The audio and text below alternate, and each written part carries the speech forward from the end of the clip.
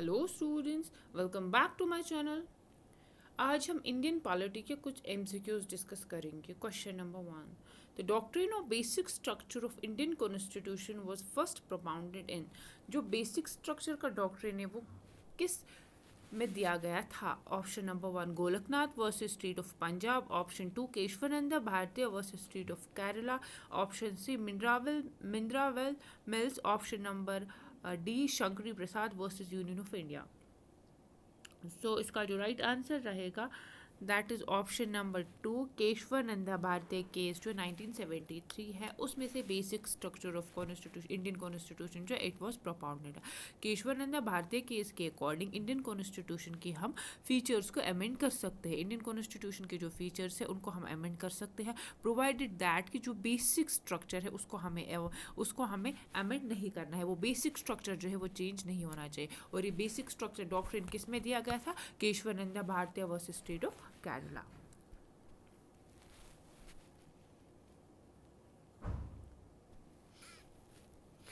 Question number 2, which of the following is not a feature of parliamentary system in India? दो forms of government होते हैं, presidential form of government and parliamentary form of government. हमें बताना है is not a future of, इनमें से not का ख्याल रखना है। फ्यूचर ऑफ पार्लियामेंट्री सिस्टम कौन सा नहीं है? Option number 1 collective responsibility, option number 2 fusion of executive and legislature, option number C fixed tenure of executive, या फिर option number D leader of the prime minister. पहली बात अगर हम बात करेंगे पहले ऑप्शन की, तो कलेक्टिव रिस्पॉन्सिबिलिटी जो है वो तो फीचर होता ही है पार्लियामेंट्री सिस्टम का। फिर ऑप्शन नंबर डी की बात करेंगे, leadership of the prime minister तो होता ही है। हमें इनकरेक्ट जो है वो फाइंड आउट कर लेना है। Option number see that's the fixed tenure of executive, fixed tenure executive जो है ये हमारा राइट आंसर रहेगा, because it's not a feature of the parliamentary system in India. कोई फिक्स्ड नहीं होता है, एग्जेक्टिव की भी इलेक्शंस होते हैं वो। Question number 3. The power of judicial review is explicitly provided under power of judicial review. Judicial review क्या है? जुडिशल रिव्यू ये है कि अगर कॉन्स्टिट्यूशन में, अगर पार्लियामेंट में कोई ऐसा लॉ जो है वो पास हो गया जो वायलेट कर लेता है कॉन्स्टिट्यूशन को, तो जुडिशरी इस लॉ को डिक्लेयर करेगी इनवैलिड। ये किस आर्टिकल में प्रोवाइड किया गया है? Article 13 only, article 32 and 226, article 13, 32 and 226, article 13, 32, 136 and 226। सो इसका जो आंसर रहेगा that's option number D. Article 13 में भी दिया गया है, 32 में भी दिया है। आर्टिकल 13 के अकॉर्डिंग कोई भी लॉ अगर वो फंडामेंटल राइट्स के अगेंस्ट है, अगर वो फंडामेंटल राइट्स को वायलेट कर लेता है, तो इस आर्टिकल को हम लोग डिक्लेयर करेंगे वाइड। और अगर हमारा कोई फंडामेंटल राइट जो है वो क्या हो गया, उसको वायलेट किया गया, तो हम सुप्रीम कोर्ट में जाएंगे अंडर आर्टिकल 32 उस लॉ को एनफोर्स करने के लिए, और हाई कोर्ट में जाएंगे अंडर आर्टिकल 226 उसी लॉ को एनफोर्स करने के लिए। तो पावर ऑफ जुडिशियल रिव्यू जो है आर्टिकल 13, 32, 136 एंड 226 में दिया गया है। Question number 4, the concept of procedure established by law was borrowed from. ये जो प्रोसीजर एस्टैब्लिश्ड बाय लॉ ये हमने कहाँ से बोरो कर दिया है? यूएसए, यूके, जापान या कनाडा? तो इसको हमने कहाँ से बोरो कर दिया? Option number see that is the Japan. Japan से हमने प्रोसीजर एस्टैब्लिश्ड बाय लॉ जो है इसको बोरो किया है। Which schedule of the Indian Constitution deals with the distribution of powers between the center and state? Centre and state के बीच में जो पावर्स डिस्ट्रीब्यूट किए गए ये किस शेड्यूल में दिए गए हैं? 6th schedule, 7th schedule, 8th schedule या फिर 10th शेड्यूल? सो आंसर रहेगा इसका 7th शेड्यूल। 7th शेड्यूल के अकॉर्डिंग पावर्स जो है वो हमारे डिस्ट्रीब्यूटेड है between centre and the state और कॉन्करेंट लिस्ट में। सेंटर में सेंटर लॉ बनाएगा, स्टेट में स्टेट लॉ बनाएगा, कॉन्करेंट में दोनों मिलके लॉ बनाएंगे, और जो भी बच जाएगा उसको रेजिड्यूरी पावर्स कहते हैं।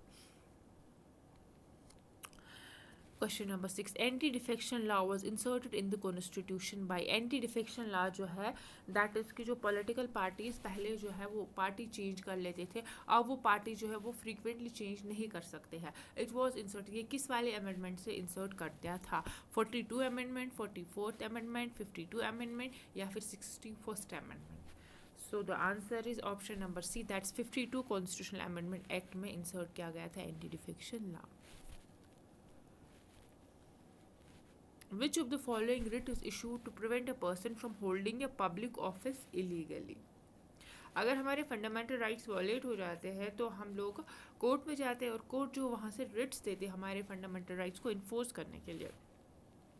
तो इनमें से कौन सा रिट जो है तब इशू किया जाता है when a person is holding the public office, अगर कोई इंसान कोई पब्लिक ऑफिस होल्ड कर रहा है वो इलीगल है। Habeas corpus option B, mandamus option C, certiorari option number D, quo warranto so habeas तब इशू हो जाती है जब 24 आवर्स के अंदर अगर हमने किसी पर्सन को डिटेन किया है तो 24 आवर्स के अंदर उसको मजिस्ट्रेट के सामने प्रेजेंट कर लेना है। मैंडेमस मीन्स टू कमांड, किसी पब्लिक अथॉरिटी को कोई ड्यूटी कमांड करने के लिए इशू की जाती है। और सेरिशियस मीन्स कि अगर किसी ने कोई किसी लोअर कोर्ट ने कोई केस ऐसा कोई जजमेंट पास कर दिया जो उसकी अथॉरिटी में नहीं है तो वो उसका मतलब एक्सटेंड किया है अपनी उसकी जुरिस्डिक्शन। और को वारंट हो जो है वो इशू किया जाता है to prevent a person from holding a public answer from holding the public office. तो आंसर रहेगा quo warranto option number D. Next question is concurrent list in the Indian constitution was borrowed from. ये जो concurrent list है अभी मैंने बात की 3 list होते हैं। लिस्ट नंबर 1 जो किसके साथ डील कर लेता है, सेंटर या फिर जिसको यूनियन लिस्ट कहा जाता है। सेकेंड जो है वो स्टेट लिस्ट कहा जाता है एंड थर्ड जो है that is concurrent list. Concurrent list में सेंटर एंड स्टेट जो है वो दोनों ला बना सकते हैं। ये हमने कहाँ से बोरो कर दिया, it's borrowed from option number B, that's Australia. Which of the following is a federal feature of Indian Constitution? एक तो फेडरल फीचर, इनमें से आपको बताना है federal feature of Indian constitution कौन सा है। कुछ फीचर्स यूनिटरी होते हैं और कुछ फीचर्स फेडरल होते हैं। यूनिटरी फीचर्स में सेंट्रल जो है वो ज़्यादा पावरफुल होता है और फेडरल फीचर्स में पावर जो होते हैं डिवाइडेड होते हैं दोनों के बीच में between centre and state. First is single citizenship, second is integrated judiciary, third is division of powers and the fourth is emergency provisions. So इसका आंसर रहेगा division of power. Division of power जो है वो एक federal feature है, इसमें से power जो है डिवाइडेड होता है between the 2 unit, centre and state के बीच में पावर जो है वो डिवाइडेड होता है, that is the division of powers. ये एक फेडरल फीचर है। यूनिटरी फीचर तो सिंगल सिटीजनशिप है, हर पूरा मतलब इंडिया के जितने भी स्टेट्स के लोग हैं उनको सिंगल सिटीजनशिप है। इंटीग्रेटेड जुडिशरी, जुडिशरी भी स्टेट्स के लिए अलग अलग नहीं है, मतलब इंटीग्रेटेड है। पहले हाई कोर्ट सुप्रीम कोर्ट है, फिर बाद में स्टेट्स में हाई कोर्ट है। और एमरजेंसी प्रोविजंस जब होता है तब भी जो स्टेट्स की जो एडमिनिस्ट्रेशन वगैरह स्टेट्स के जितने भी स्टेट लिस्ट में ला बनाने का पावर है वो पार्लियामेंट के पास चला जाता है। तो ये 3 है, unitary features and division of the powers is the federal feature of Indian constitution. Question number 10, the president of India can promulgate the ordinance under which article. President of India जो है वो ऑर्डिनेंस किस article के under promulgate कर सकता है, article 72, 74, 123 या article 356।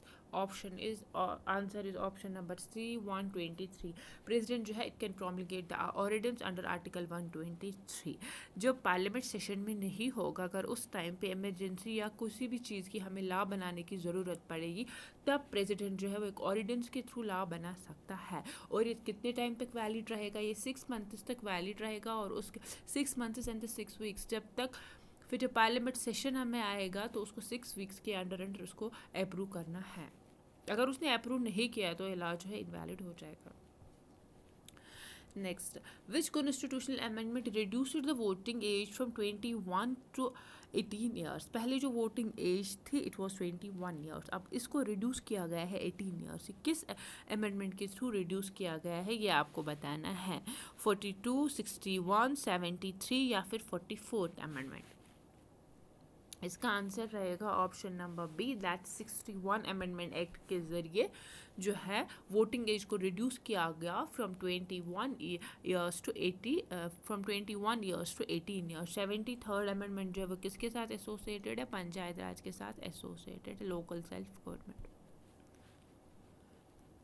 Question number 12. The Finance Commission is constituted under which article of the Indian Constitution? Finance Commission जो है वो किस आर्टिकल में कॉन्स्टिट्यूट किया गया है, 110, 280, 112 या फिर 275? और आंसर इज ऑप्शन नंबर 2, 280 के अंडर फाइनेंस कमीशन जो है वो कॉन्स्टिट्यूट किया जाता है। फिनांस कमीशन के कितने मेंबर्स होते हैं, इसके क्या पावर्स होते हैं, ये आप मुझे कमेंट सेक्शन में बताएंगे।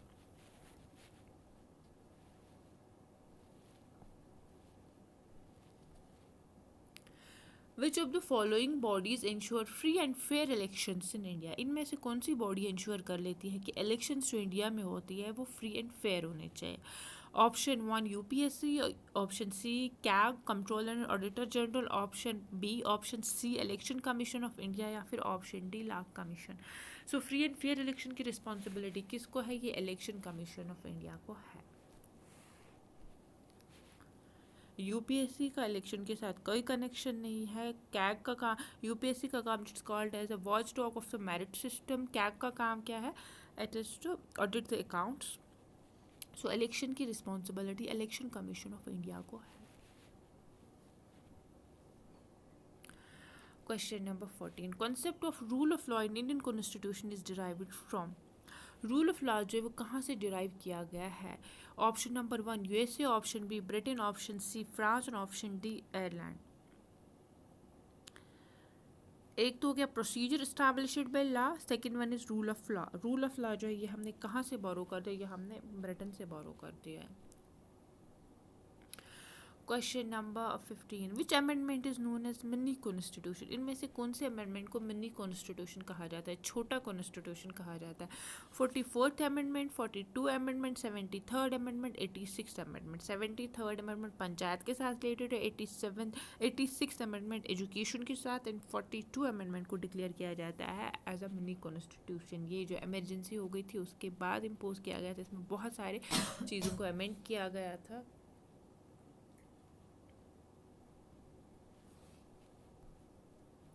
गाइज ये तो आज हमारे क्वेश्चंस, आपको पसंद आए होंगे तो कमेंट कीजिए, शेयर कीजिए, चैनल को सब्सक्राइब कीजिए। Thank you.